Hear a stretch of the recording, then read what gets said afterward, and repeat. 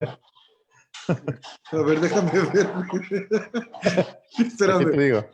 ¿Te puedes ver? ¿Estás viendo? Aquí, todavía en Facebook, no. Ya se supone que ya tiene que estar apareciendo. A ver, dime a ver qué no puedo botarla.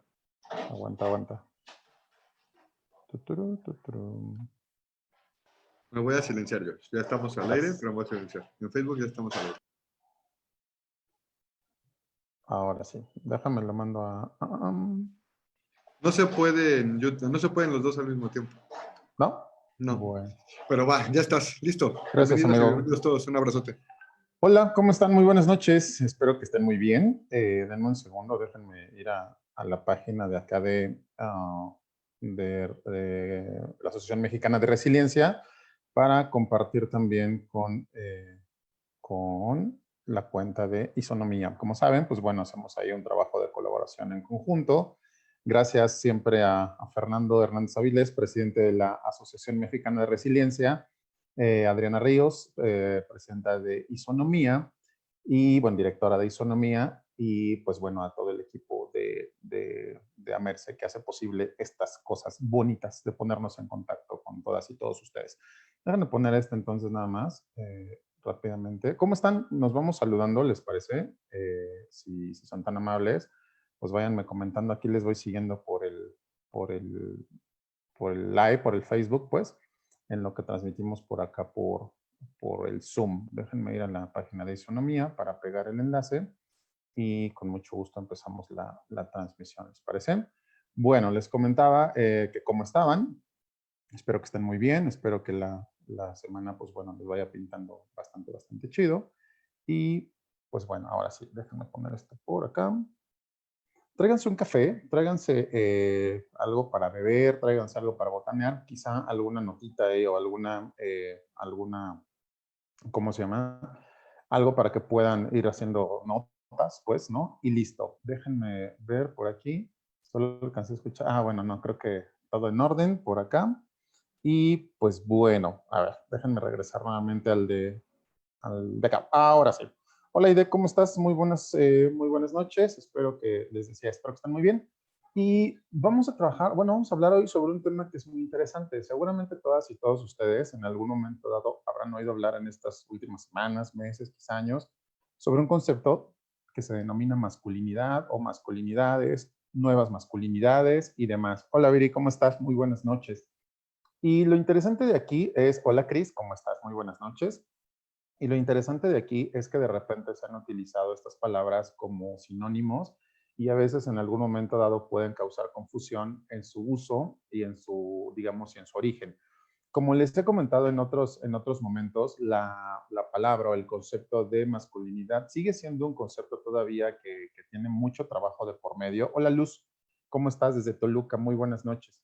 Es un concepto que todavía se está trabajando, digamos, y ahora vamos a ver, o bueno, en un momento más, durante toda la conversación del día de hoy, pues les presentaré uno de los autores que he descubierto recientemente para mi desfortuna, y lo digo con desfortuna por descubrirlo recientemente, ¿no? Que es Oscar Wash, ¿no? Y les he comentado muy bien, quien me lo ha referido bastantes veces, el profesor Antonio Cinta, pues, ¿no? Entonces, bueno, el día de hoy vamos a ver de qué se trata esto, ¿les parece? ¿Por qué se puede llamar masculinidades? ¿Por qué se puede llamar nuevas masculinidades? Y demás.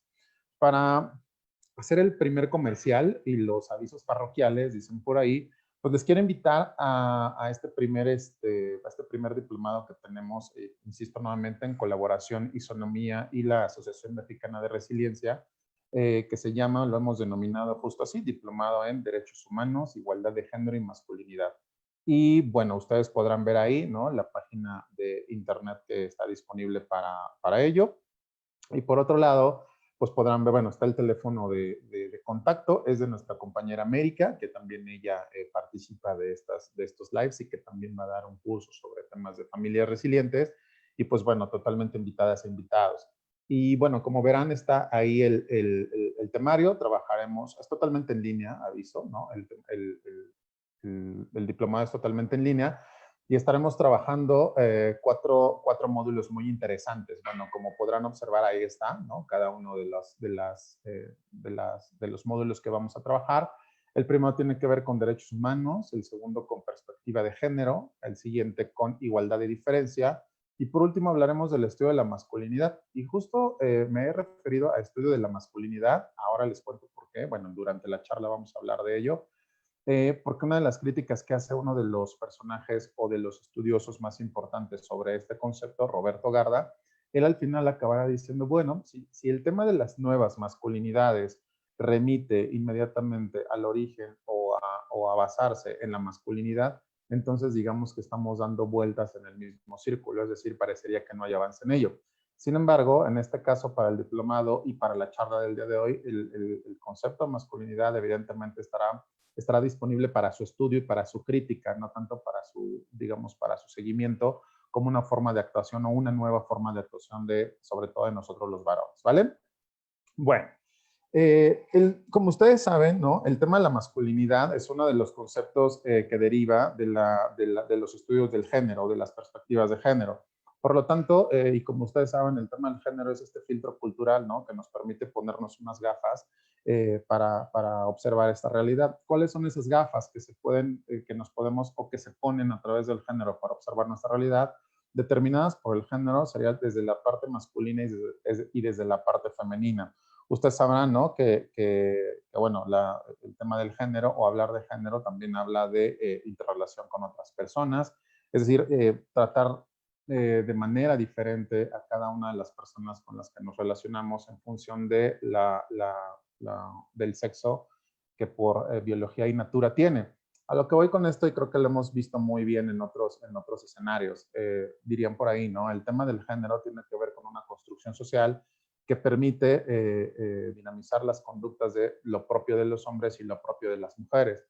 Y entonces, bajo esta línea de género o bajo esta línea de la perspectiva del género o que la masculinidad es la resultante de los estudios y de los estudios de género, estaremos hablando entonces de que esta nos permitirá ponernos estas gafas que nos darán pauta para visibilizar de entrada 3 elementos fundamentales. Uno, prácticas culturales. ¿Y por qué prácticas culturales? Como comentábamos, si bien cuando una persona nace, viene determinada por su sexo, llamémoslo así, ¿no? O por la categoría sexo, lo que la sociedad esperará a partir de ese sexo son ciertas características y prácticas culturales que le están esperando para que se lleve a cabo dentro de esa sociedad en específico. Es decir, cuando una niña nace o cuando un niño nace, todo el bagaje, digamos, y toda la mezcolanza de prácticas culturales que le esperan digamos, hacia vivir ese mundo y hacia simbolizar ese mundo, pues tiene que ver necesariamente con la historia, con la cultura del lugar y evidentemente con las conexiones que existan, digamos, con el otro sexo, por lo tanto, y evidentemente con el otro género o cómo está determinada la construcción del género a partir del sexo en esa cultura en específico. Por lo tanto, como se darán cuenta, no es tan sencillo, pero me parece que lo podemos atajar bastante bien por aquí, ¿no? Entonces, aparece en esta construcción de género a partir de prácticas culturales, a partir de prácticas institucionales y por otro lado también a partir de prácticas personales, es decir, cómo me vivo yo desde mi identidad, digamos, biológica y cómo me percibo entonces a partir de la construcción de género que me está brindando la sociedad, mi familia y las instituciones sociales en todo el procedimiento de mi crecimiento, digamos, y de mi adaptación hacia el contexto en el que me estoy relacionando. Hola, mujeres preocupadas, muy buenas noches, ¿cómo estás? Por ahí anda Gio Rojas, por aquí anda Maribel, muchas gracias, ¿cómo estás? Luz Mondrago, ya te había saludado, Luz, perdona, buenas noches. Y entonces, toda esta visibilidad de prácticas culturales, institucionales y personales que vamos a observar en las masculinidades como una construcción de género, la realizamos los varones en diferentes escenarios de nuestra vida. Y si no, pregúntense ustedes, hay un ejercicio muy bonito que me gusta hacer de repente cuando estamos tallereando con los grupos y hago, por ejemplo, les pido a las personas que se recuerden, ya sea que sean hombres o mujeres, que se recuerden cómo eran los rituales para que un niño demostrara ser niño en la infancia. Es decir, la sociedad que estaba esperando en ese momento para que ese niño, digamos, se revelara como tal y que la sociedad aplaudiera, abrazara y determinara la palomita, digámoslo así, de que ese niño efectivamente estaba cumpliendo con el rol social de niño, es decir, desde la perspectiva genérica. Y después, en la adolescencia, ¿qué es lo que hacen o hacemos los hombres o hicimos, en mi caso, ¿no? ¿Qué es lo que hicimos para relacionarnos a partir de nuestro género y determinar y separarnos entonces de lo que no es nuestro género? Es decir, ¿qué es lo que empezamos a hacer en la adolescencia? O ustedes que recuerdan que observaron, por ejemplo, en compañeras, sobre todo en los compañeros hombres, ¿no? Que empezaban a hacer, qué ritos llevaban a cabo, por ejemplo, para decir que ellos eran hombres, ¿no? En la adolescencia. Más adelante, en la juventud, ¿no? Nuevamente, ¿cuáles eran esos rituales, cuáles eran esas prácticas que invitaban a los varones a determinarse como varones y a mostrarse y a lucirse como varones, por ejemplo, ¿no? Y en la vejez, también es muy interesante cómo se vive la vejez en la masculinidad o desde la masculinidad o las masculinidades. Ahora justo vamos a ir trabajando esos temas. Es decir, como se darán cuenta, pues no es la misma masculinidad, no es la misma forma de vivirse hombre, ¿no? De una persona quizá que tiene 60 años a una persona que tiene 40, a una persona que tiene 20 y una persona que tiene 6 o 7 años. Es más, hasta el lenguaje va cambiando, si ustedes se dan cuenta, y por lo tanto el género es una cuestión totalmente dinámica, no está, digamos, estático y por lo tanto se va, digamos, moldeando en función de la propia historia del lugar en donde está disponible. Ahora, como bien saben entonces, y entendiendo que desde la perspectiva de género los hombres no nacemos, sino nos hacemos, participamos entonces de ritos, llamémoslo así, de ritos de paso para determinar y para identificarnos con nuestros pares. ¿Cuáles son algunas de estas formas de identificarnos con nuestros pares? La competencia, los golpes, es decir, luchar, por ejemplo, en temas de virilidad y posicionarnos. Por otro lado, ¿no? Hablaremos de dos ámbitos en los cuales realizaremos o reafirmaremos esa identidad.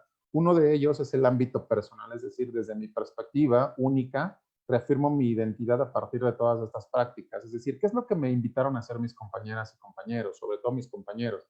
Me dijeron que no llorara, me dijeron que me tuviera que vestir de alguna forma, me dijeron que tuviera que liarme a golpes con alguien para demostrar en el grupo que yo también soy muy valiente. Me dijeron que tenía que fumar, por ejemplo, como un elemento de virilidad y de paso al acto para determinar que entonces yo ya no soy un niño. Es decir, pongo mi distancia a partir de esa práctica para decir que entonces yo ya empiezo a construirme como un hombre. Y ahora lo interesante, ¿no? En el ámbito social, y esto es sumamente interesante. Hola Nancy, ¿cómo estás? Muy buenas tardes. Dice, noches, perdón, trabajo. Hola Nancy, muchas gracias. No recuerdo, recuérdame en cuál, porfa, nada más para tener ahí la mente fresca. Muchas gracias, Javi. ¿Cómo estás? Muy buenas noches. El buen Javi, ¿no? Que le toca o él habla sobre temas de resiliencia financiera. Síganlo los martes. Es un cuate que le sabe bastante chido y que además también va a abrir su curso próximamente sobre temas de resiliencia financiera. Bienvenidas y bienvenidos todos. Y les decía entonces, en el ámbito social, lo que vamos a acabar observando de cómo las masculinidades y cómo las prácticas sociales entonces van determinando y vamos identificándonos y vamos lustrando y mostrando nuestro actuar, tiene que ver entonces con la espera de que los demás, sobre todo otros varones, reconozcan que yo ya soy hombre o que ya somos hombres. Y entonces es muy interesante, ¿no? Cómo este proceso literal de procedimientos sociales nos van determinando o nos van invitando a cumplir con digamos, con ese viaje esperado a la tierra prometida y a la tierra o al lugar casi del Olimpo que tiene que ver con la masculinidad y pertenecer y separarnos, digamos, como un grupo exclusivo, ¿no? Muy aparte de otras construcciones que no tienen que ver necesariamente con nosotros, pero que además nos dan identidad. Eso es muy interesante, ¿eh? La construcción de la identidad, porque entonces me empiezo a construir a partir de la negación del otro y de la reafirmación de sí mismo. Es decir, negar lo otro es también construirme en función de lo que hay del otro lado y lo que estoy negando.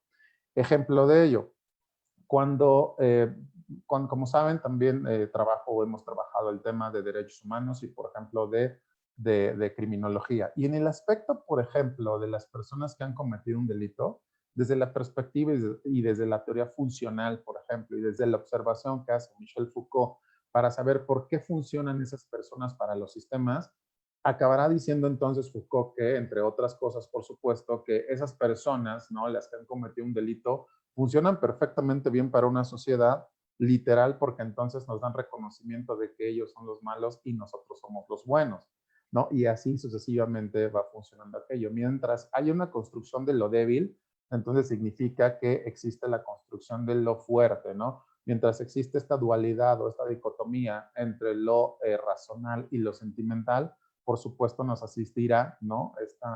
Este posicionamiento en uno de los dos lugares, ¿no? Entonces, bueno, eh, el hombre dice aquí, hay una persona que me gusta mucho cómo trabaja estos temas y que les digo que de repente puede ser muy controvertido. Síganlo también, en el Roberto Garda. Bueno, no hay que dar crédito a quien le va enseñando. No tengo el gusto de conocerle personalmente, pero bueno, le he seguido y creo ir entendiendo un poco de los postulados que él tiene. Él es mexicano, ¿no? Y de repente tiene chispazos muy interesantes y escritos y estudios desde hace ya muchos años sobre el tema de la masculinidad. Fíjense en este párrafo porque es sumamente interesante lo que él dice. El hombre y su masculinidad y la mujer y su feminidad se imaginan antes de construirse. Esto es, todos los hombres y todas las mujeres ya son antes de que nazcan y comiencen a construirse. Y creo que hemos hecho este ejercicio muchas veces, pero vale la pena regresar a ello. Recuérdense, por favor, cuando les avisan a ustedes, ¿no? Que va, o amigos, amigas, algún familiar, ¿no? Que viene una personita nueva a ese círculo social. Y entonces recuérdense cuando han ido, por ejemplo, a un baby shower y cuando le han preguntado a la persona o a la pareja o en el caso de la mujer, si por circunstancias de decisión o de otro contexto ha decidido ser mamá, ¿no? Imagínense entonces, por ejemplo, o más bien cuando él se le empieza a preguntar si ya saben el sexo, si les gustaría saber el sexo, y de repente, por ejemplo, es muy interesante, ¿por qué nos interesa, ¿no? O por qué le interesaría saber a las personas el sexo? ¿Les ha pasado? Es decir, les ha, digamos, han estado cercanas a algunas personas que les mate la curiosidad por saber que esa persona que viene en camino, por ejemplo, en ese embarazo, ¿no? Saber si va a ser niño o niña. Y entonces, en esa incertidumbre, ¿no?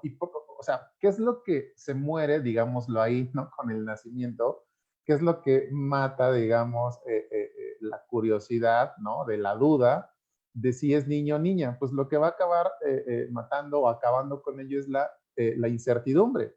Y nos va a empezar a dar certeza de lo que va a suceder entonces con esa personita. Y en algunas familias dará mucha alegría, y en algunas familias quizá no tanta, dependiendo entonces insisto, de la construcción genérica y de la determinante biológica que le hemos asumido y asentado a esa persona. Hola, Ame, ¿cómo estás? Muy buenas noches, América. Oh, bienvenida nuevamente. Como saben, también América es parte del equipo de Amerce y es una excelente persona además. Y tiene, les decía, ¿no? Los miércoles ella está trabajando el tema de familias resilientes, entonces además tiene una voz muy cálida. La neta es que sí, denle un llegue los miércoles a Ame porque es como un apapacho, digamos, de la voz también Ame con todo lo que ella trabaja en sus conceptos. Muchas gracias, Ame. Y les decía entonces, cuando una persona nace, o cuando una persona, y por eso Roberto Garda me parece que atina muy bien aquí, cuando el hombre y su masculinidad y la mujer y la feminidad se imaginan antes de construirse, o sea, ya estamos poniendo simbolismos antes de la construcción de lo que va a suceder con esa persona. Entonces, todos los hombres y todas las mujeres ya somos, diría, ¿no? Ahí el buen Roberto, somos antes de que nazcamos. Es decir, nuestra mamá y nuestro papá y toda la familia alrededor, ¿no? Ya nos están determinando de entrada el nombre, las características físicas, que si el corte de pelo en algún momento dado, que si se va a parecer a mamá, que si se va a parecer a papá, que si el carácter. Y es muy chistoso, pero ya cuando nace, ¿no? El chavito, que todos nacemos re feos de repente, ¿no? Cuando nace la persona, pues, ¿no? Entonces lo que van a identificar ahí es de inmediatamente a quién se parece, ¿no? O sea, es de, ay, a ver, es muy complicado, ¿no? Si todos nacemos requete hinchados y de repente identificar que a quién se parece más, ¿no? En fin. Bueno, hola Lucy, ¿cómo estás? Muy buenas noches, Lucía Gutiérrez. Yasmín, ¿cómo estás? Hasta el Gran Tultepec, si mal no recuerdo, ¿no? Bienvenida, buenas noches. Y bueno, entonces dice Roberto, ¿no? Y ello ocurre, ¿no? Esto ocurre porque ya están siendo imaginadas de una forma ya institucionalizada. ¿A qué se refiere con institucionalizada? Institucionalizada se refiere al punto en el cual, ¿no? Todas estas dinámicas sociales ya se encuentran dentro de cada una de las instituciones por las que este niño o niña va a ir pasando su proceso social. Es decir, por la escuela, de entrada por la familia, ¿no? La primera institución. Enseguida, pues evidentemente por la escuela, por los amigos o amigas. En el caso religioso también es muy importante, ¿no? y por las instituciones, por ejemplo, laborales y así sucesivamente, ¿no? Entonces, dice, imaginas los lugares, dice sus cuerpos, por ejemplo, están imaginando sus cuerpos, es decir, cómo va a ser esa persona, los lugares por donde se desplazarán, lo que harán y no harán. Y aquí, por ejemplo, no sé si recuerdan, o si en la mañana, por ejemplo, estaba leyendo a Jimena Canseco. Jimena es una chica que tuve la oportunidad de conocer en el Museo Memoria y Tolerancia, y es muy interesante lo que ella postula de repente en sus redes sociales. Y ella comentaba, ¿no? Sobre el tema de cómo se vive. No sé si se acuerdan que el año pasado, la sesión anterior, el jueves pasado, conversábamos sobre los espacios, ¿no? La diferencia de sobrevivirse hombre y sobrevivirse mujer en el espacio público y en el espacio privado. Y hoy me recordó mucho a Jimena la sesión anterior, porque ella lo que escribía era cómo se vivían, o nos invitaba a hacer este recuerdo de cómo nos vivíamos, por ejemplo, el recreo en las escuelas. Y decía, entre otras cosas, Jimena, ¿no? Que el recreo se vive de una manera bien diferente siendo niño y siendo niña. En el caso de los niños, pues traemos pantalón y andamos del tingo al tango, pero además nos adueñamos del espacio. Es decir, nos adueñamos de este espacio como las canchas, ¿no? Y además las mujeres, digamos, se adueñan del espacio que está disponible casi para ellas, ¿no? En el espacio del recreo. O sea, de entrada llevamos falda y eso hace más complicado que nosotras nos desplacemos de manera un tanto más libre, y libre se refiere al tema de la observación y al tema del morbo, por ejemplo, que nos desplacemos de manera más libre por ese espacio. Entonces, por lo tanto, acabamos sentadas, ¿no? Contemplando, y ese es un tema muy interesante, acabamos sentadas contemplando, ¿no? Las actividades de los hombres, es decir, las actividades deportivas, las actividades de estos cuerpos masculinos que están disputando un encuentro en el interior de la cancha, y que nosotras, ¿no? Digamos, ya no lo dice Jimena, pero yo lo interpreto así, y que estas mujeres entonces aparecerán sentaditas, echando porras y echando chisme, ¿no? Que parecería que su género para eso sí está disponible, ¿no? Dice Cristina, y al bebé ya se le está heredando todo, iglesia, nombre, complejos, equipo de fútbol. Ay, caray, Cristina, por supuesto, ¿no? Hola, Olga Melina, ¿cómo estás? Buenas noches. Gina Pérez Palma, ¿cómo estás? Muy buenas noches. Y sí, tienes razón, cuando nace un niño o una niña, inmediatamente, sobre todo, el niño no, le va a gustar el fútbol, ¿no? Y entonces, si le gusta el fútbol, tiene que ser hincha del equipo al que papá le va, ¿no? En el caso, es decir, una determinante de construcción histórica muy interesante, ¿no? Y entonces observaremos esta dinámica de la espera de ese niño o niña, pues evidentemente ya le está, digamos, ya están o ya estamos determinándole casi para que no tenga opción, ¿no? Insisto con este tema, por ejemplo, de los aretes. La mayoría de las familias mexicanas, ¿no? La mayoría de las familias en América Latina perforan los hoyuelos, por ejemplo, de las orejas, en el caso de que el cuerpo tenga que ver con un sexo femenino, por ejemplo, ¿no? Entonces se perfora este hoyuelo de las orejas, pues porque tiene que ver con el asunto de los pendientes y que es símbolo de feminidad, por ejemplo, ¿no? Y curiosamente, más adelante los hombres en la adolescencia, eso es muy curioso, ¿no? Cuando no queremos todavía representar o nos revelamos o hacemos esta revelación en contra de lo establecido, pues nos perforamos algunos las orejas, nos dejamos el cabello largo, digamos, haciendo esta irreverencia de entrada a la masculinidad, por ejemplo, ¿no? Pero por otro lado también a esto que se nos ha impuesto desde el adultocentrismo, ¿no? En fin, dice por aquí Yasmín, yo trabajé en una primaria y eso de apoderarse de espacios es cierto. Obsérvenlo porque es algo muy interesante. O sea, a las niñas, lo que decíamos desde la perspectiva de género, a las niñas se les asume como más tranquilas, más dóciles, más, digamos, que se cuidan, ¿no? Que son más minuciosas, llamémosle en algunas prácticas. Y en teoría nosotros los hombres desde la perspectiva de género, pues no somos más alocados, más atrabancados, más violentos. La forma de transmitir, por ejemplo, nuestros cariños tiene que ver con cosas mucho más rudas, por ejemplo, ¿no? Es decir, los tocamientos no pueden ser suaves, quizá, porque si son suaves, a lo mejor a ese sujeto o a esa personita se le estaría catalogando de afeminado y pasándolo al no circuito, digamos, casi de la permisividad de la masculinidad, ¿no? Entonces, es muy interesante todo esto, ¿no? Y, por ejemplo, véanlo desde esta perspectiva, ¿no? ¿Por qué, hablando, digamos, de los espacios, por qué el fútbol de caballeros, digo, además de que tiene toda una tradición digamos, de años, ¿no? ¿Por qué el fútbol de caballeros sigue siendo mucho mejor pagado que el de las chicas? Y entonces es de bueno, ¿no? O sea, las chicas, pues que lo hagan, no hay bronca, pero pues digamos que su determinante no es estar ahí, o sea, pues ya lo hacen, no hay bronca, o sea, está bien que lo hagan, está bonito, ¿no? Pero pues bueno, de todas maneras, lo que nosotros esperamos no es que ellas jueguen fútbol, o sea, casi es de, pues qué chido que ellas juegan, pero digamos desde la construcción de género es como cuando ellas aparecen, o ustedes, chicas, aparecen en estos escenarios públicos, es como de, es medio raro, ¿no? Y por lo tanto no se genera como este reconocimiento de marcas, no se genera este reconocimiento, por ejemplo, de las televisoras, de medios de comunicación. Y entonces uno entiende que lo que sigue valorado más es el tema de la masculinidad. Y me podrán decir misa, ¿no? Me podrán decir que juegan mejor los hombres, que juegan mejor las mujeres. Y me parece que no necesariamente tiene que ver con un tema de estilos de juego, ¿no? Sino con un tema de reconocimiento de los espacios en los que vive cada uno de los géneros, por ejemplo, ¿no? Dice Mariel, hola Mariel, muy buenas noches, ¿cómo estás? Muchas gracias, pues aquí seguimos debatiendo un poquito.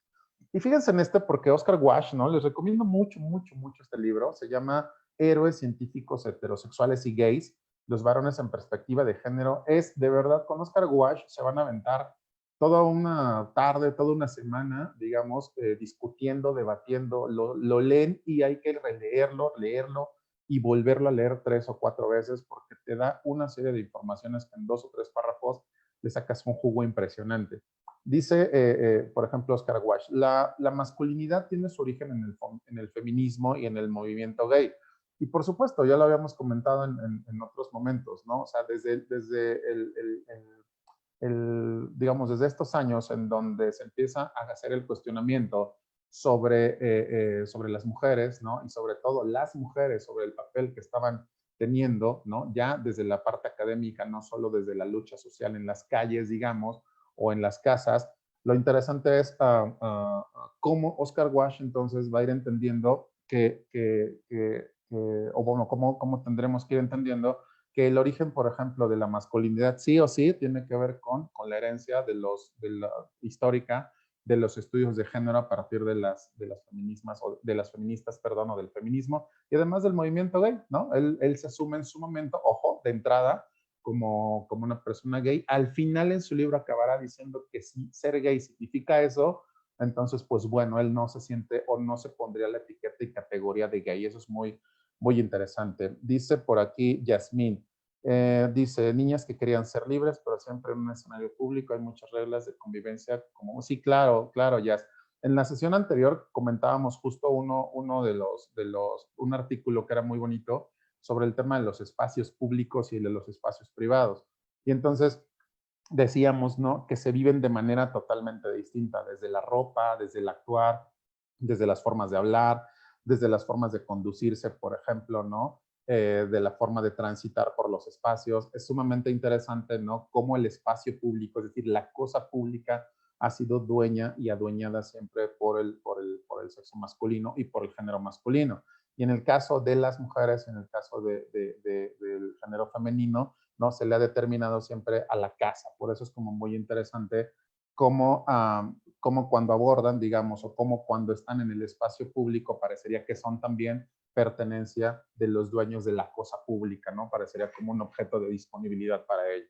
Oscar Walsh también va a decir entonces que la masculinidad dominante, y aquí vamos a entrar justo con el concepto y justo digamos, con esta pregunta, ¿no? O con esta narrativa, ¿no? De cómo deberíamos de utilizar el concepto masculinidad o masculinidades. Y fíjense lo que va a ir diciendo aquí Oscar Walsh.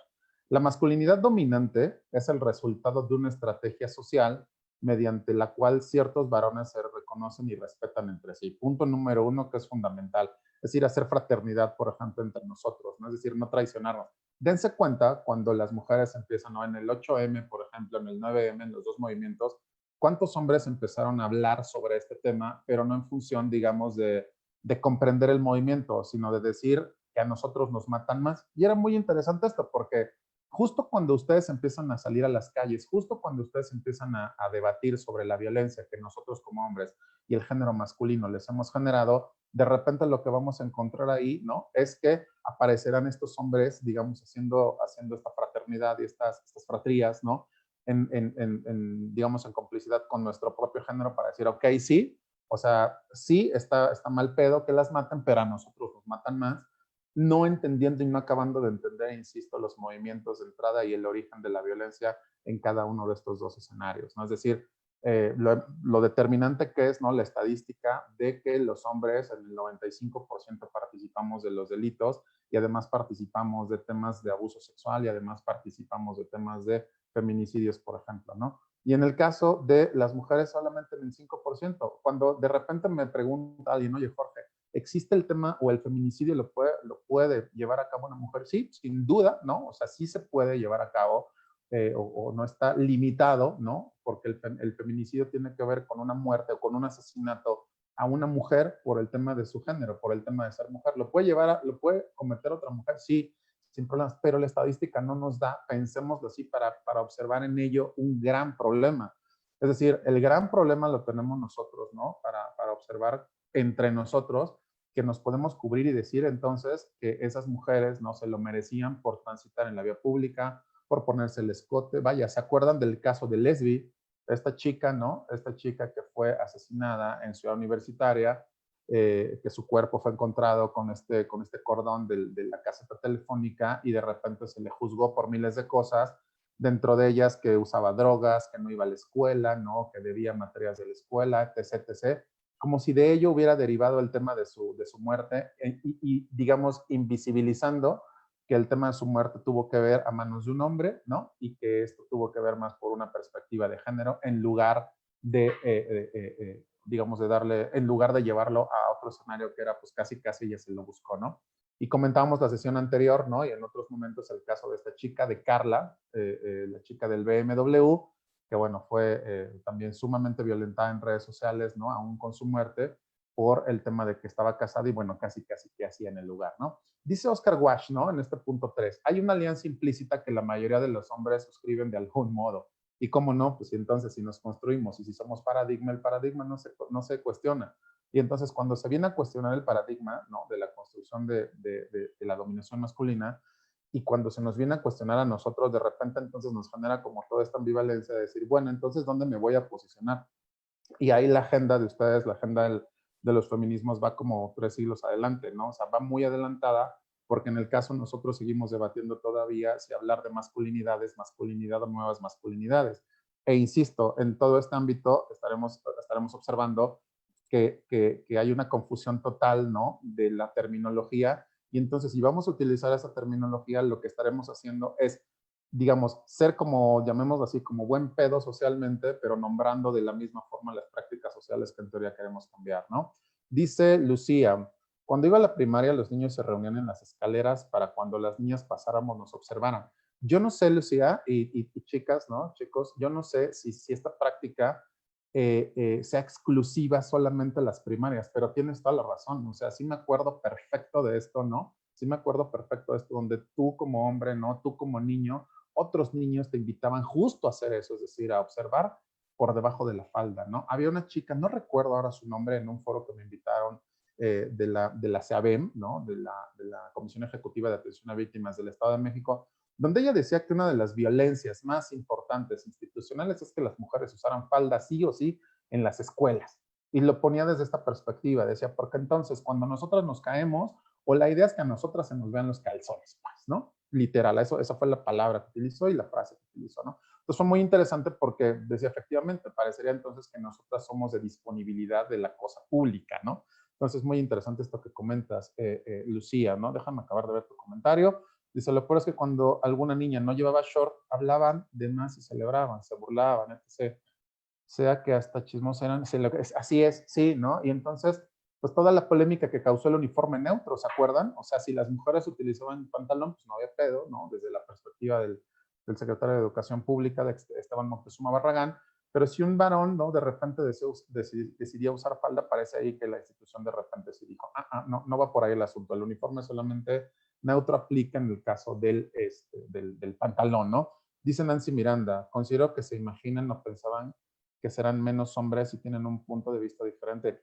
Sí, sí, Nancy, porque además lo que sucede con nosotros es que esto que va a decir Oscar Wilde, ¿no? Esta masculinidad dominante, ¿no? Esta masculinidad hegemónica que le llama también Elizabeth Badinter, por ejemplo, ¿no? Y otros autores, ¿no? Esta masculinidad hegemónica y dominante, lo que va a acabar diciendo es cuáles son digamos, los puntos, va a ir palomeando casi casi y va haciéndote exámenes, llamémosle así, ¿no? De cuáles son las conductas que tú debes de llevar a cabo para que seas hombre. Y entonces, si una de esas no se cumple, digamos, te ponen en el exilio, ¿no? Es decir, te ponen en este estado de indefensión y además te ponen en este estado de no hombre. Y entonces, teniendo el sexo, llamamos masculino, y comportándote como no hombre, te determina estar en otro lugar, ¿no? Que puede ser el de la burla, que puede ser el del desprecio, y que puede ser, por ejemplo, también el del destierro, llamémosle social, ¿no? Es muy interesante esto. Y, por ejemplo, el tema de la masculinidad, como bien lo dice Oscar Wilde aquí, se construye mediante el sexismo y la homofobia. Pues claro, ¿no? Es decir, me separo sexualmente de la otra persona en función de que ella es débil, ¿no? Y de la homofobia, porque evidentemente no puedo soportar que gente de mi gremio, gente que se me asemeja a mí, ¿no? Se comporte se comporte de una manera distinta a lo esperado. Ahora, algo bien interesante aquí es que a esos otros, ¿no? Y Oscar Wilde le llama a otros, a todas esos comportamientos que no se encuentran dentro de lo establecido, dentro del status quo de la masculinidad hegemónica, digamos, se le atribuye un estatus social inferior, es decir, se le va a ver por debajo del hombro, llamémosle así, ¿no? Por debajo del hombro de la masculinidad. O sea, está bien complicado esto que dice Oscar Wilde, ¿no? Pero es muy hábil a la hora de irlo relatando. Y aquí quiero llegar a un punto fundamental de la construcción social de la masculinidad. ¿Y por qué les decía que de repente hablar de masculinidades y nuevas masculinidades todavía es un tema sumamente debatible para algunos y para algunas otras personas les queda un tanto claro? Por Oscar Wilde, ¿no? Dice lo siguiente, es un producto occidental, la masculinidad, es un producto occidental de entrada, ¿no? O sea, no habla de, o sea, no van a decir Oscar Wilde, ¿no? Que la masculinidad oriental, ¿no? Si es que se me permite el término, que la masculinidad oriental es exactamente igual. Tan así que en México, ¿no? Las masculinidades también son, o la masculinidad se vive de manera distinta. Si estamos en la periferia, si estamos en la ciudad, ¿no? Si vivimos, por ejemplo, en áreas menos urbanas, si vivimos en comunidades indígenas, etc. Es totalmente diversa. Sin embargo, los estándares para vivirse sí son casi los mismos, ¿no? Entonces, dice, es un producto occidental en proceso de elaboración teórica, política y social.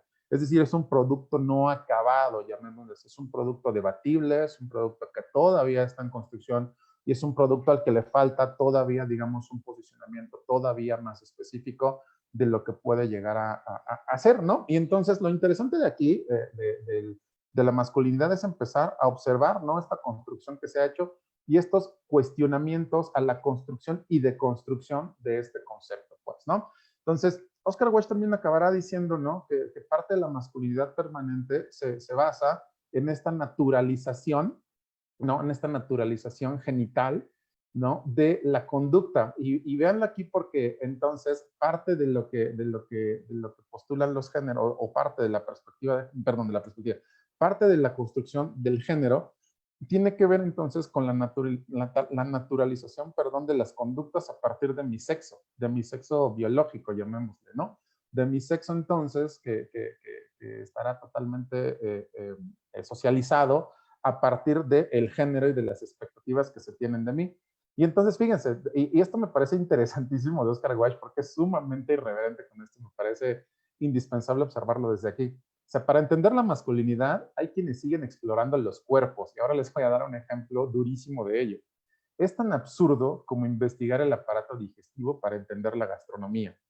Yo no sé ustedes aquí, me gustaría mucho que me ayudaran a opinar, ¿no? Que me dieran su opinión sobre esta frase, porque es muy interesante para, digamos, entender la articulación y desarticulación de la naturalización de las conductas sociales, ¿no? O que la sociedad espera a partir de la asignación del género. Entonces, insisto, a todas y todos que nos estén observando, sí me gustaría preguntarles, ¿cómo les viene esta observación que dice Oscar Wilde, ¿no? Dice, para entender la masculinidad, hay quienes siguen explorando los cuerpos. Es decir, si usted entonces tiene genitales masculinos, ¿no? O sea, si usted tiene pene y tiene testículos y produce espermatozoides, lo natural que debe de hacer usted es esta serie de estándares hegemónicos, ¿no?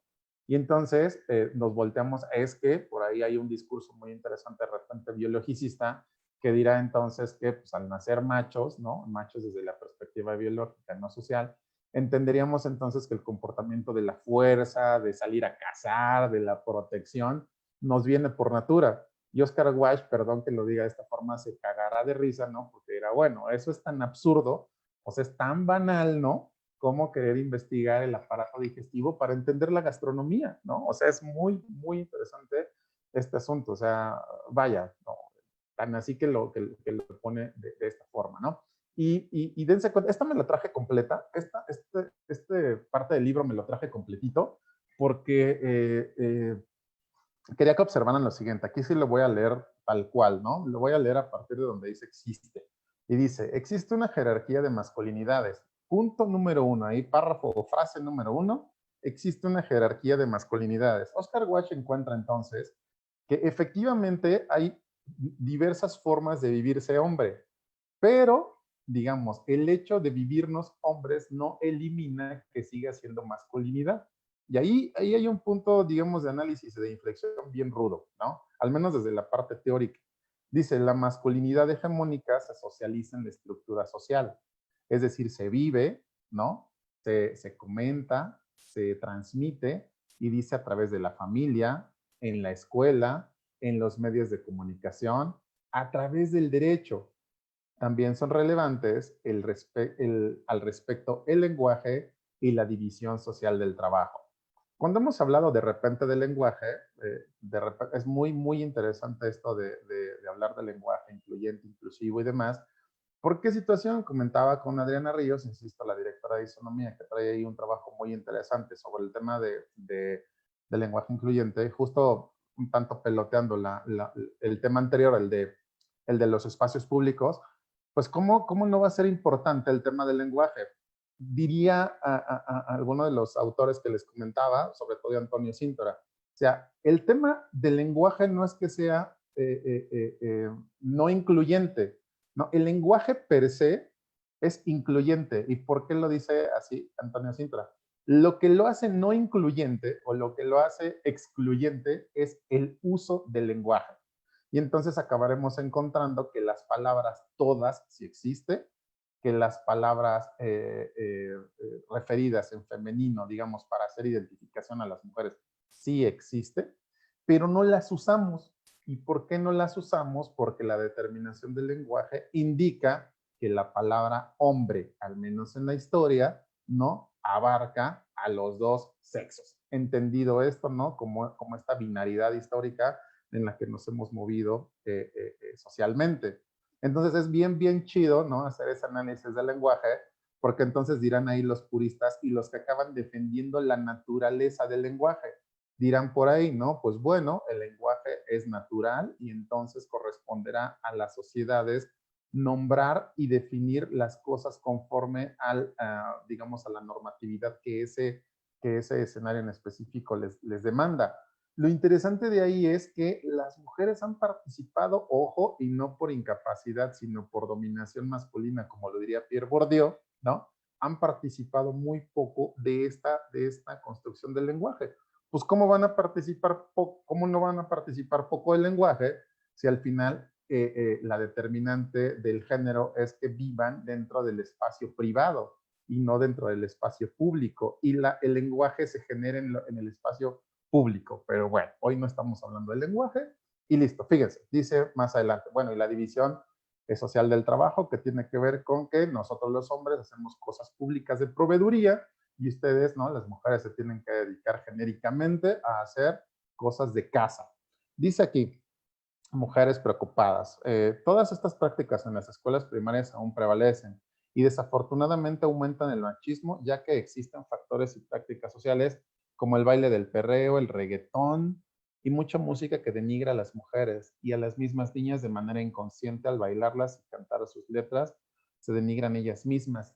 Sí, habría que ver mujeres preocupadas. Sí, en el caso del reggaetón me parece, ¿no? Eh, un tema, y no solo el reggaetón, ¿no? Todo aquello que tenga que ver con asuntos de letras misóginas me parece sumamente interesante, cómo se vive. Ahora, casi les apuesto, ¿no? A que, recuerden que los chavitos, ¿no? Están a la expectativa de lo que nosotros los adultos hacemos como benévolo, llamémoslo así, o como bien visto. O sea, si nosotros, por ejemplo, ¿no? Le decimos a nuestros hijos o nuestras hijas que no se tatúen y de repente uno trae uno de estos, pues estaremos como cayendo en un tema de poca congruencia, ¿no? Entonces, imagínense si de repente, por ejemplo, yo soy una de las personas que me pongo a escuchar reggaetón y demás situaciones y le digo a mi hijo, a mi hija, pues que no baile de esa forma, será como muy incongruente. Ahora, es muy interesante porque ellos están en una formación y esa formación de entrada, ¿no? O sea, el escenario social en el que están expuestos y expuestas estas chavitas y chavitos, ¿no? O sea, están en un escenario durísimo en el cual estas características han vuelto naturales y normales. ¿No? Es decir, bueno,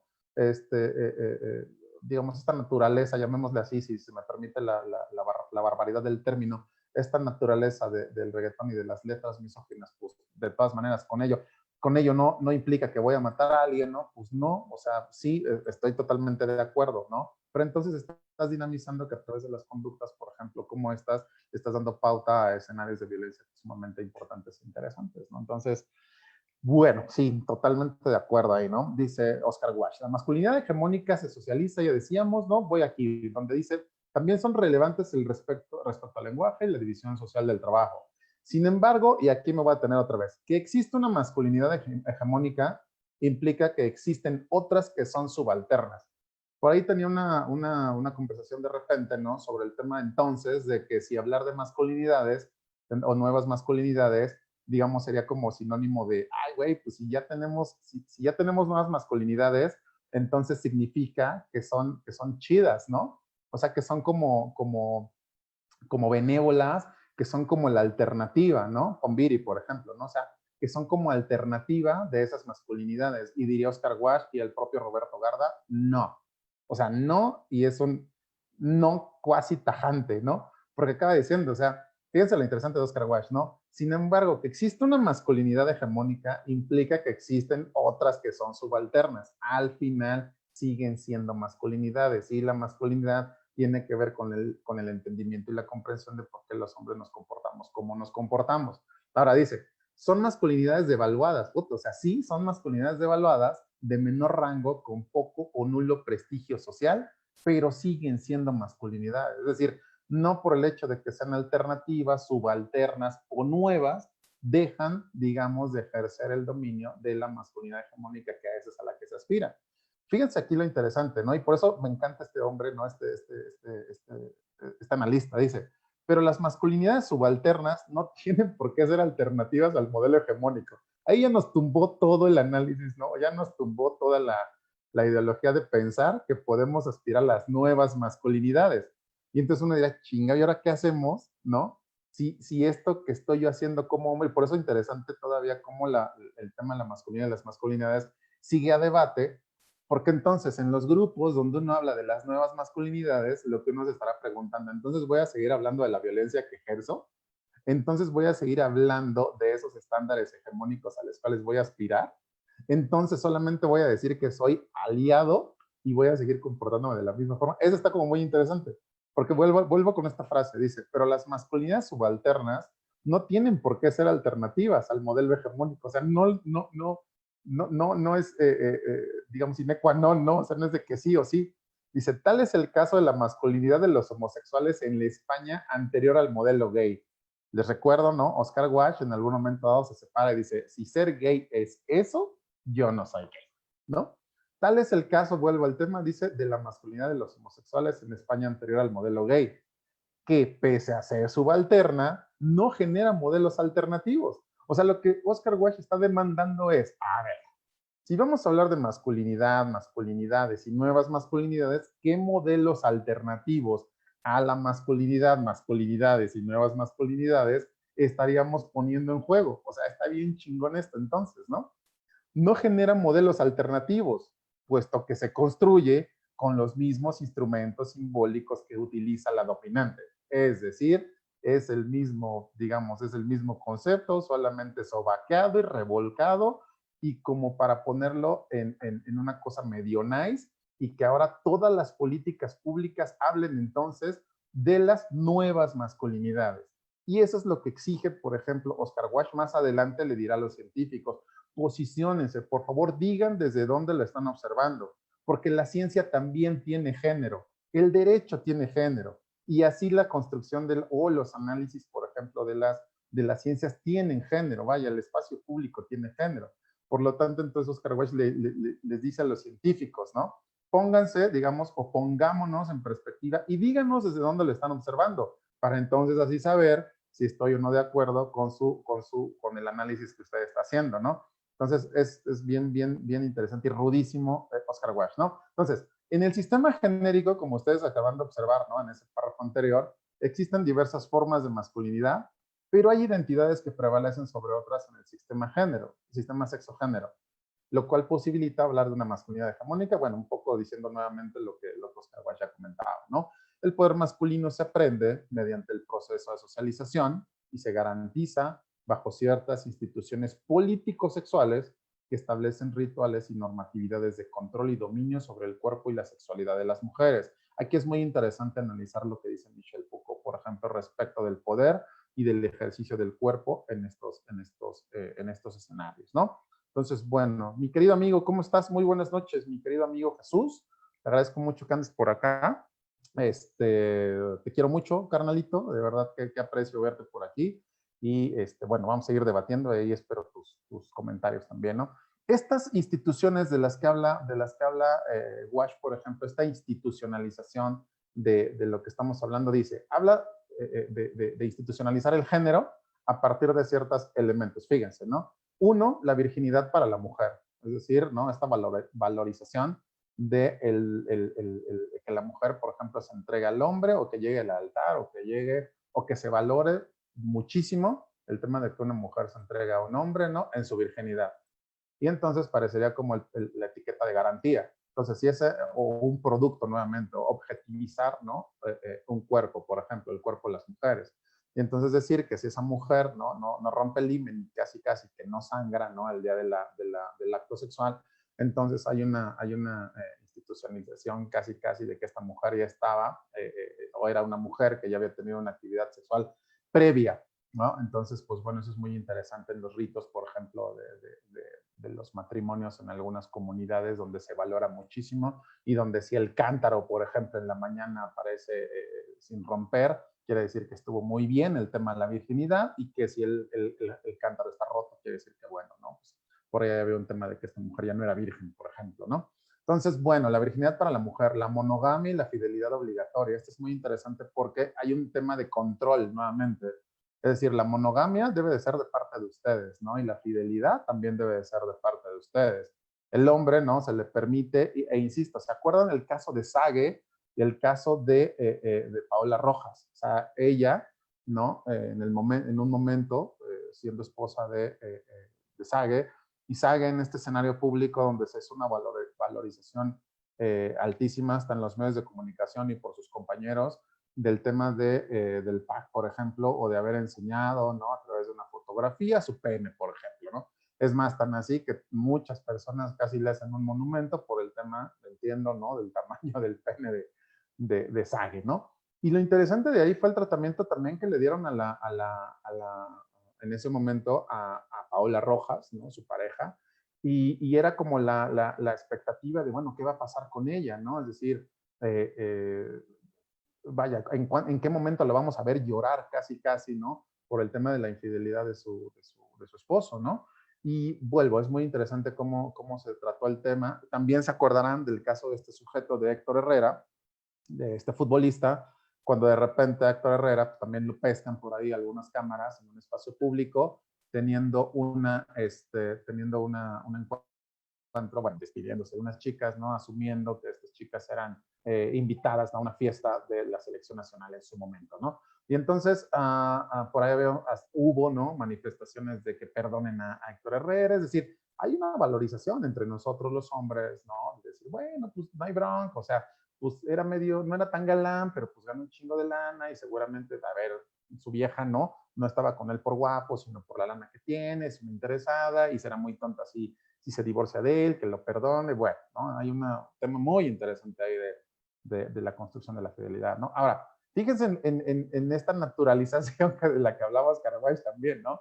En esto de la fidelidad, de la monogamia, en esta institucionalización de la naturalidad, por ejemplo, a partir del género. Dice Cristino, la sábana cuando se casaban, sí, vaya, todo un tema, ¿no? El tema de la sábana, que debería de tener sangre la sábana para comprobar que aquella mujer había sido virgen, ¿no? En el caso, ¿no?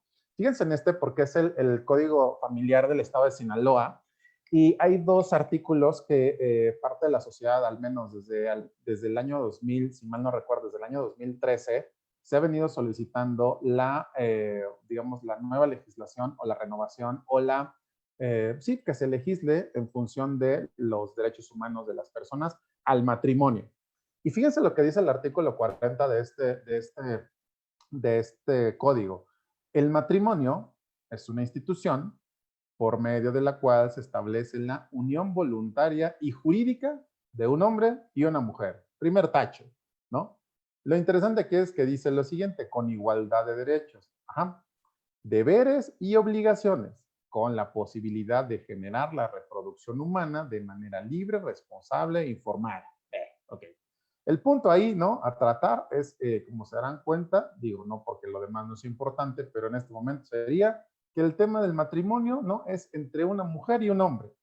Y enseguida, por ejemplo, el artículo 165, cuando habla del concubinato, dice, es la unión de un hombre y una mujer quienes, sin impedimentos legales para contraer matrimonio, hacen vida en común de manera notoria, permanente, han procreado hijos o han vivido públicamente como marido y mujer durante 2 años continuos o más. Entonces, aquí hay una determinante otra vez natural de que las relaciones, al menos amorosas, para llegar a un tema de reconocimiento jurídico, nuevamente, o al menos en el estado de Sinaloa, dicen que debe de ser, bueno, al menos estos legisladores, no hay parte de la sociedad, que debe de ser a partir del matrimonio de la unión de dos personas de diferentes sexos. Y entonces, como verán aquí, otra vez se impone el tema de la naturalidad a partir del género. Otra de las instituciones de las que habla Oscar Wilde, donde se institucionaliza, digamos, el tema de género, es la maternidad obligatoria, ¿no? Es decir, obligar a una mujer, en esta ocasión, ¿no? A ser madre por encima de cualquiera de las características, ¿no? Y entonces, digamos, el derecho, ¿no? Y las legislaciones y gran parte de los conceptos sobre el cúmulo social, ni siquiera estaría observando, ¿no? Que es una decisión de las mujeres, ¿no? Es un debate de las mujeres decidir sobre su cuerpo. Y entonces nuevamente, ¿no? Habrá quien diga, bueno, no tienen capacidad de decisión o no pueden decidir porque hay una vida ahí debatible, por supuesto, ¿no? Hay un debate interesante en el tema, ¿no? En cuándo es una persona y cuándo todavía no es una persona, cuándo hay vida y cuándo no hay vida, ese es otro, digamos, lo podemos abordar en otro momento, pero lo interesante es esto, ¿no? O sea, de decidir una maternidad obligatoria en función de que ese cuerpo no me pertenece, ¿no? Y otra vez el tema de la misoginia y otra vez el tema de la homofobia, ¿no? Es decir, son elementos que son fundamentales para el tema de la masculinidad hegemónica, ¿no? Dice aquí, por ejemplo, ¿no? No bajemos los brazos, bueno, lo que pasó en Argentina, se acordarán, ¿no? En fin, llegará un momento entonces, ¿no? Dice por ahí Roberto Garda, dice, llegará un momento entonces en el que me pregunto quién soy, ¿no? Y me tendré que preguntar quién soy en función de mi identidad, es decir, cómo me voy a referenciar y cómo voy a actuar. Y por otro lado también me voy a preguntar, o se va a preguntar, bueno, ¿quién es uno? Pues, ¿no? Dice, no puedo evitar, hola Alan, ¿cómo estás? Conectarlo con educación para la paz y cómo a partir de derechos humanos se puede ejercer de mejor manera, pero de repente te encuentras el tema de leyes y derechos. Y sigue cimentado en una masculinidad hegemónica, me está explotando la cabeza. No te preocupes, Alan, seguro, sí, tienes razón, o sea, el tema del derecho, y como ustedes se darán cuenta, el derecho, otra vez, ¿no? El tema del derecho es una construcción de dominación, no solo para los, vaya, es una construcción de dominación social de entrada, ¿no? Pero además, la dominación se viene construyendo, o el tema de la construcción del derecho y de la dominación de este rubro, ¿no?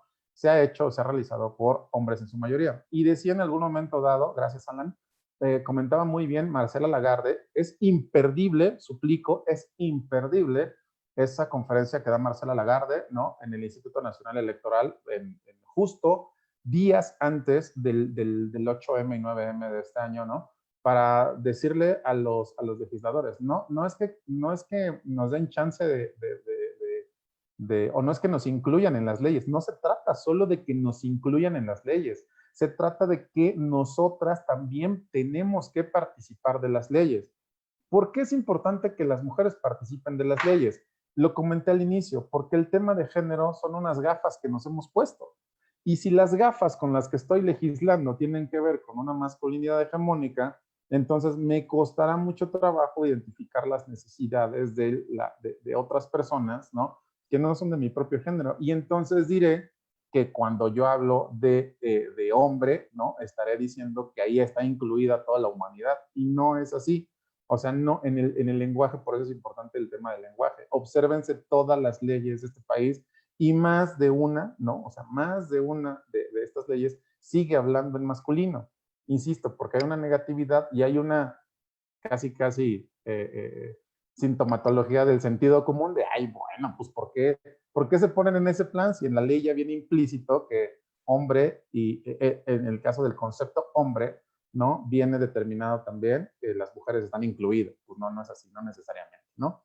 Y dice entonces Roberto Garda, ¿quién soy? ¿Quién es uno? ¿No? Y entonces transitaremos hacia este hombre de verdad. Y este hombre de verdad tiene que ver con manifestaciones de poder. Por ejemplo, el poder a través de las leyes. Y significa hacer esto que yo puedo hacer, pero que tú no puedes. Y además también tiene que ver con esta vigilancia y evaluación, es decir, casi como esta palomear, ¿no? Lo que está sucediendo del otro lado con otras personas para decir qué está bien y qué está mal en función de su género, ¿no? También generamos diversas formas de competencia. Por ejemplo, esto que ven en la fotografía de la izquierda es este héroe, por ejemplo, es el típico, por ejemplo, la heroicidad tiene que ver con la típica masculinidad hegemónica. Hay una violencia bajo amenaza o promesa de reconocimiento que se vive bajo la heroicidad. Les decía, por ejemplo, tan así que el libro de Oscar Wilde tiene que ver con un concepto de heroicidad, ¿no? Que es muy amplio y que les invito a que lo revisen, ¿no? En fin, voy con esta de poder porque fíjense cómo podemos transitar hacia cosas un tanto comunes. Hay un libro que me gusta mucho de Humberto Padgett y no recuerdo el fotógrafo, pero se pide Loza, que se llama Los Muchachos Perdidos. Y en este de Los Muchachos Perdidos rescato algo que les puede mucho a muchos hombres, ¿no? Nos puede mucho a muchos hombres. Es el caso de un chico que se llama El Banda y dice, ¿cómo gastaban el dinero? Le pregunta un chico que está detenido o estaba detenido en su momento, ¿no? Fue puesto en privación de la libertad por cometer una cantidad de delitos bastante llamativos, ¿no?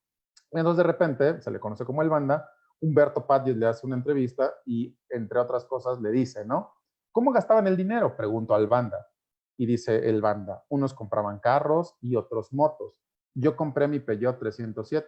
Era blanquito que dejé bien arregladito. Salíamos a los antros de la zona rosa, Polanco, Satélite, también a las playas, Acapulco, Cancún o Puerto Vallarta. Yo tomaba Martel, me cabía un buen, ¿no? Y bueno, aquí hay una cosa muy interesante. Vamos a la que sigue, fíjense. ¿Qué buscaba? Se le preguntaba al Banda. Dice, estaba obsesionado con la popularidad y el respeto. Y lo hacía a costa de lo que fuera. Esto es un ejemplo típico, chicas, chicos, de masculinidad hegemónica. El delito también tiene mucho de esto, por ejemplo, ¿no?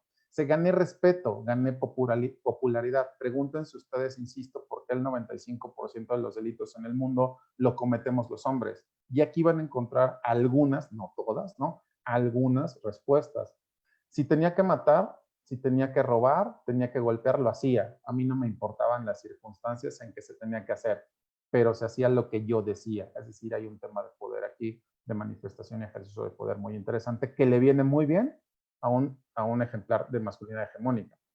Dice ahí el Banda, ¿no? Me gustaría estudiar ingeniería automotriz, ahora leo filosofía y novelas, afuera no leía ni estudiaba, ¿no? Bueno, este es el libro, Los Muchachos Perdidos, ¿no? Es muy interesante los relatos. Y lo que acabamos dándonos cuenta ahí es esto, ¿no? Para este sector de jóvenes es muy importante robar y así alcanzar dos cosas que se logran, ¿no? A través del robo. Una, prestigio y otra, respeto. Y se impone, ¿no? No recuerdo si es el mismo caso del Banda o había otro, donde le pregunta también Humberto Payet a este otro chico, ¿no? Que por qué mató a uno de sus amigos, ¿no? Dice, porque así me gané el respeto en la comunidad, literal, era él o yo, ¿no? En fin. Roberto Garda, entonces, para ir cerrando ya con esta charla, chicas, chicos, ¿no? Dice, en el paso de los años encontramos en los estudios de las masculinidades que existen otras prácticas. Estas otras prácticas las vamos a identificar como estas masculinidades alternativas, ¿no? Según algunas personas, estas otras alternativas no buscan identificación con el poder, tienen conductas de igualdad y justicia, no jerarquizan. Y entonces se pregunta Roberto, ¿esas prácticas alternativas reafirman la virilidad de los hombres? Y dicen no. ¿Cómo se relacionan con aquellas que buscan la reafirmación masculina? Pues bueno, vamos a ir viendo en qué termina todo esto. Cuando se habla de masculinidad, ¿no? Respecto a lo que comenta Roberto Garda, dice, son prácticas dirigidas al control, al poder, entendidas en términos machistas, abusivas y violentas. Y en algunas ocasiones, ¿no? Hablar de masculinidades o nuevas masculinidades tiene estas conductas de cercanía, cooperación, sin deseos de mostrar el poder, ni reafirmación ni jerarquización de personas. Y entonces me voy a quedar con lo que dice Oscar Wash. Son masculinidades no alternas, pero al final siguen siendo masculinidades. Y vean esta fotografía que fue, bueno, este anuncio que fue trending topic, ¿no? En la semana, creo que el día de ayer, si mal no recuerdo, fue un trending topic que estuvo muy interesante de este chico. No lo ubico, les soy honesto, ¿no? Pero por lo que entiendo es un chico español, cantante, si me equivoco, por ahí me van diciendo, se llama Pablo Alborán, y dice, Pablo Alborán anuncia que es gay, dice, necesito ser un poco más feliz. Qué interesante que una persona, ¿no? Que se vivió en su momento con estos estándares de masculinidad, de repente necesite liberarse y decir, ¿no? Que tiene que ser un poco más feliz porque esa masculinidad entonces no le estaba haciendo feliz. Ahora, lo interesante también de esto es por qué carajos tendría que salir a un escenario público a decir, ¿no? Como para tener contenta a todas las personas. Es decir, seguramente habría algunas personas que decían, no, es que es gay, es que es gay. Bueno, y si fuera o no fuera, ¿cuál era el problema? ¿No? Es decir, hay una necesidad aquí de certidumbre, de binaridad, de meter a las personas tanto en lo masculino como en lo femenino, ¿no? Y dice Roberto Garda, entonces, hay una latencia de que la masculinidad es igual a machismo y que estas nuevas masculinidades o masculinidades parecería que se refieren a la otredad y la equidad. Pero hay malas noticias, dice también Roberto. La identidad masculina es machista, ¿no? Sin duda. ¿Con qué identidades habría que relacionar aquellas prácticas que no son de este grupo? Dice Luz Mondragón, pudiéramos decir que el machismo sigue vigente. Por supuesto, Luz, ha transitado y se ha movido. Los conceptos en la sociedad y los conceptos sociales no son estáticos, ¿no? Porque la sociedad no lo es. Pero en el caso, el machismo evidentemente ya no existe tanto, ¿no? Ya no existe, digamos, tan en esa pureza conceptual como quizá lo identificó Samuel Ramos, o como en esa pureza conceptual como también lo conceptualizó Octavio Paz. Y hoy, por ejemplo, podemos identificar esto que dice Luis Bonino como micromachismos, que no es otra cosa más que el machismo solapado por sutilidades, ¿sabes? Entonces es como de, pues bueno, ya no le pego, y ya no ando con 3 o 4, pero digamos, pues le digo que me prepare la cena y que esa es su obligación. O le digo que se quede en la casa, por ejemplo, porque pues ella es la mujer y le toca lavar los trastes siempre, ¿no? Es decir, oye, ¿y quién cuida? Y en el caso de que tenga, no, pues le toca, ¿no? Cuidar al niño o a la niña, pues en el caso, ¿no? Porque ella es la mamá. O sea, ya no son estos machismos a lo mejor de golpear, ¿no? Que todavía los hay, sí existen, pero digamos, se han ido paliando, han ido transitando hacia esto que se le conoce como micromachismos y que de repente parecen hablar de sutilezas, ¿no?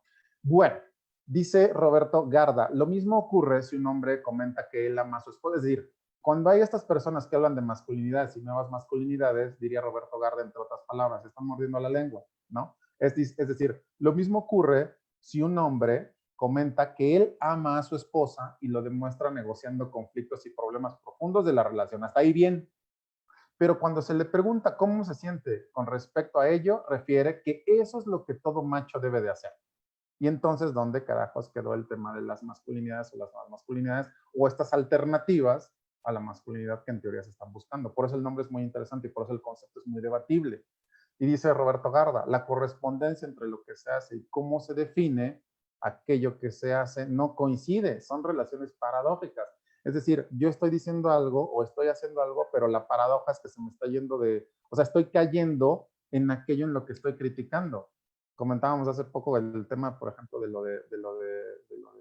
de CONAPRED, ¿no? Que ha sido todo un debate, el tema de CONAPRED en estos días, con el tema de la invitación al foro a Chumel Torres, ¿no? Entonces, bueno, ahí ya nos aventaremos seguramente un tiro en el Museo Memoria y Tolerancia cuando hablemos de este tema de la discriminación.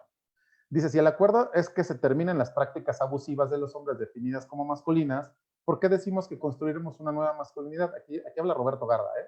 Dice, si el acuerdo es que se terminen las prácticas abusivas de los hombres definidas como masculinas, vuelvo al tema, todo lo masculino tiene que ver con estas prácticas de violencia hegemónica y de dominación hegemónica, entonces, ¿por qué decimos que construiremos una nueva masculinidad? Casi, entonces estaríamos diciendo, vamos a construir una nueva forma de violencia, una nueva forma de dominación. Parecería que es lo que dice Roberto, ¿no? Y entonces, ¿por qué no hemos generado otra posibilidad de mencionar las conductas que se cuestionan lo hegemónico y que buscan alejarse de esa manera de relacionarse? Y entonces dice el propio Roberto, cuando hablamos de democracia implica hablar de derechos humanos, de ciudadanía y demás. Y se hace crítica del autoritarismo, de la violación a derechos humanos, del no reconocimiento, por ejemplo, de la dignidad. Y entonces hace otra pregunta, dice, ¿por qué hablar de paternidad equitativa, derechos sexuales y reproductivos para detener la violencia contra las mujeres usando masculinidades o masculinidad? O sea, ¿por qué la política pública, digamos, invita y los grupos sociales invitan a hacer el análisis o una nueva propuesta de masculinidad con estas palabras, con masculinidad o masculinidades? Y aquí otra vez refiero a Oscar Wilde, ¿no? Las masculinidades, aún siendo subalternas, tienen su base en la masculinidad o las masculinidades, ¿no? Dice, a los hombres no les gusta el cambio rápido. ¿Qué implica ese cambio? Bueno, implica modificar instituciones e intereses económicos y políticos, es decir, el ejercicio del poder, ¿no? Entonces, bueno, vamos cerrando. Masculinidad no debería usarse para expresar los cambios, ¿no? Puede expresarse para hacer el análisis del concepto, evidentemente como lo vamos a hacer en nuestro diplomado, que es el que estamos postulando nosotros, ¿no? ¿Qué nombre o denominación entonces le pondrían para expresar estos nuevos cambios? Y dice Roberto, ¿por qué no nos atrevemos a ponerle hombres equitativos, amorosos, varones igualitarios, cariñosos, afectivos? ¿Por qué no nos atrevemos? Porque entonces, ¿no? Nos someteremos a la crítica de que, como este concepto que nos llaman o que se llaman mangina, ¿no? Estos mangina son esta derivación de dos hombres, de la palabra hombre en inglés, ¿no? Con la terminología, con esta otra parte de la palabra, digamos, o de la finalización de la palabra vagina. Entonces, mangina, digamos, es una denostación a aquellos hombres que han decidido, pues, no asumirse como masculinos, asumiendo masculinidad o entendiendo masculinidad, ¿no? Como esta parte del machismo y de la violencia. Entonces, como verán, el tema de utilizar masculinidad y masculinidades es como un círculo, digamos, es como esta serpiente que se come a sí misma la cola o buscando comerse a ella misma, morderse la cola, pues, ¿no? Dice, con estos análisis la idea es, una, criticar en lo público la dominación, pero además reducirla en lo privado o reproducirla en lo privado. Voy a cerrar con esto entonces, ¿no? Masculinidad representa presión y representa exclusión. ¿Cuál sería o dice aquí, uso alternativo a lo violento y abusivo que representa equidad y violencia en el uso imaginario? Lo que voy es, lo que está diciendo Roberto y el análisis al que los invita junto con Oscar Wilde en este libro es utilizar la palabra masculinidad deviene de la representación de opresión. Cuando nosotros decimos nuevas masculinidades, entonces, ¿a qué queremos llegar con eso? ¿No? O sea, ¿a qué queremos llegar con eso? ¿Vale? Bueno, terminamos, ¿no? Dice, las políticas públicas, ¿no? Invitan a que los hombres participen de la crianza, que asistan al médico, que se detenga la violencia en las mujeres, hacemos grupos de reflexión, se busca equidad con el argumento de masculinidad o nueva masculinidad. Pero entonces, ¿cómo llamamos ese cambio? Si la masculinidad, insisto, está basada y fomentada en el tema de la masculinidad hegemónica, y la masculinidad hegemónica es la representación de las violencias y de la dominación sobre el otro género, ¿no? O de las otras personas, también no binarias, entonces, ¿por qué le tendríamos que llamar nuevas masculinidades o masculinidades? En fin, bueno, en nuestro caso, ¿no? Y como verán aquí, les hago nuevamente la atenta invitación, ¿no? A nuestro diplomado, el que vamos a hacer en línea, es derechos humanos, igualdad de género y masculinidad, en este caso masculinidad, evidentemente, entendiendo esto como un acercamiento al concepto, bueno, ahí lo pueden ver ustedes, ¿no? En el temario.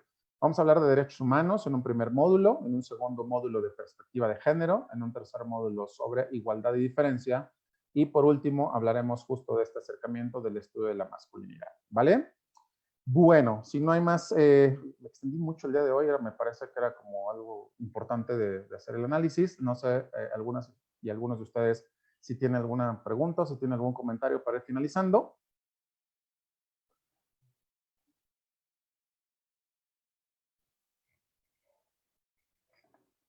Si no, bueno, déjenme le pego un trago aquí al café. Si no, pues bueno, les agradezco a todas y todos, ¿no? Dice exactamente las acciones machistas están identificadas, pero no se han erradicado porque solo se quieren decirlas, aunque están identificadas, pero no se sabe cómo iniciar el cambio, y eso es un estancamiento. Y lo que pueden, exactamente, exactamente, Luz. Bueno, muchas gracias. No, hombre, al contrario, gracias a ti.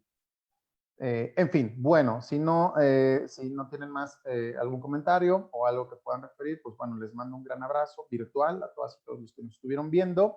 Les recuerdo nuevamente, va la invitación, está la invitación, arrancamos el próximo día 29 de junio. Les prometo que les va a gustar mucho, lo hemos preparado con mucho cariño para todas y todos ustedes, y me parece que les vendrá muy bien abrir estos debates en sus escenarios, digamos, laborales y profesionales, y sobre todo, y creo que nos va a venir muy bien a todas y todos, en el escenario privado. Ya verán que así sucede. Si no hay más comentarios, entonces les pido que nos vayamos despidiendo. Al menos díganme que son buenas noches. Cuídense mucho. Mi querido Alan, mil gracias. Ten linda noche. Nos vemos el próximo jueves.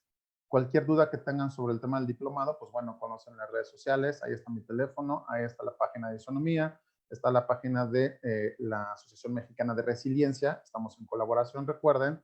Somos un grupo de compas bien a toda madre, bien chidos, ¿no? Y de compas, chicas y chicos, ¿no? Y en el caso de Isonomía, pues bueno, ahí anda la directora Adriana Ríos, ¿no? Y listo. Bueno, gracias, Cris. Ten excelente noche. Gracias, Nancy. Cuídense mucho. Mujeres preocupadas, gracias. Tengan linda noche. Mujeres preocupadas. Nos vemos pronto. Y gusto en saludarles. Mañana no se pierdan a Sam, discúlpenme, cafecito mañanero con Sam, 10:30 de la mañana, y con Lidia a las 9 de la noche, con Sam el tema de la nueva normalidad, ¿no? Mi nuevo normal, ¿no? Casi, algo así. Y en el caso de Lidia, pues los temas de tanatología que ustedes ya conocen, ¿no? En fin. Linda noche, gracias, cuídense mucho, nos vemos próximamente, descansen, analicen mucho, lean mucho. Bye, bye.